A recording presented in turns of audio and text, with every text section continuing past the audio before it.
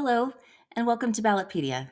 I'm Erica, bringing you our hallmark, nonpartisan, objective information on politics, policy, and elections. In this video, we'll discuss budget reconciliation in the United States Senate and how the procedure, known as the Byrd Rule, shapes how Congress passes fiscal legislation.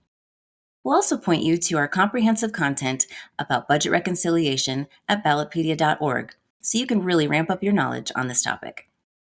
Budget reconciliation is a legislative process that can be used to override the filibuster and expedite the approval of a package of legislation in Congress that changes spending, revenues, or the debt limit. Budget reconciliation bills have limits on debate, so they require a simple majority of 51 votes instead of the 3/5 majority, which is the 60 votes usually needed in the Senate to bring bills to a vote. The reconciliation process occurs if Congress passes a budget resolution for the fiscal year that gives reconciliation instructions. The provisions of reconciliation bills are crafted by committees or added through amendments. The Congressional Budget Act of 1974 and the Budget Resolution limit the content of the reconciliation bill. Those limitations are enforced through the Byrd Rule. So what if, for example, a group of 52 senators support a piece of legislation that can't reach the required 60-vote threshold? Could they package it into a budget reconciliation bill and try to pass it with just 51 votes? Well, that has happened.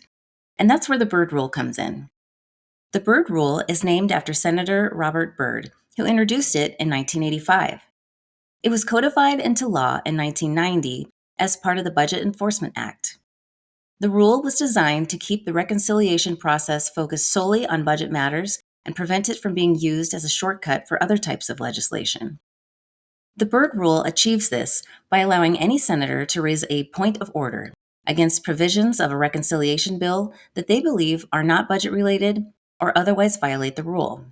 The Senate's official advisor, the Senate parliamentarian, advises the Vice President on these challenges. Official rulings on points of order are made by the Vice President. Elizabeth McDonough is the current parliamentarian of the United States Senate.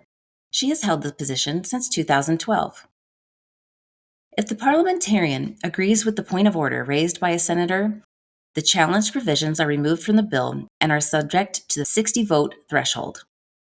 The Vice President's decision is based on 6 criteria written into the Byrd Rule. A provision is extraneous by the Byrd Rule and will not be included as part of the budget reconciliation bill if the Vice President determines that it meets any one of the following 6 conditions. 1. The provision does not make any changes to federal spending or revenue. 2.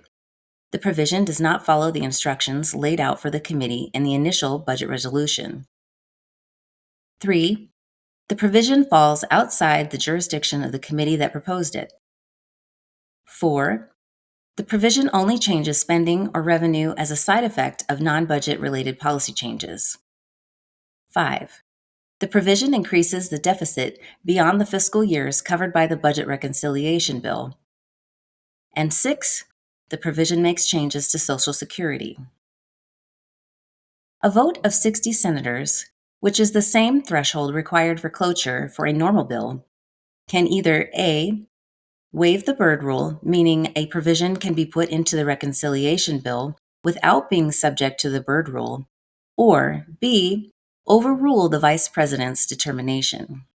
In addition to the Byrd Rule, there's also something known as the Byrd Bath. Byrd Bath is a preemptive review that may occur before the bill even reaches the Senate floor. It occurs when the parliamentarian advises committees and legislators on whether provisions are likely to comply with the Byrd Rule.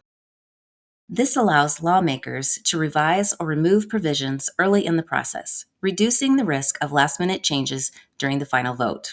Additionally, decisions made during a Byrd Bath are not part of any official record, like points of order, and as such are not available to the public. Here's a fun way to remember all of this. Budget reconciliation is the express lane at airport security. No filibusters, just a quick trip through. The Byrd Rule is the alarm that goes off if a provision isn't permitted. And the Byrd Bath is like a voluntary bag check. Senators can take a closer look at non-budget items before deciding whether to toss them or try their luck with the bag scanner. For more information on the Byrd Rule and budget reconciliation in the United States Senate, make sure to visit ballotpedia.org. Be sure to check back with us for more nonpartisan, fact-based information on America's politics and elections. I'm Erica. Thanks again for watching.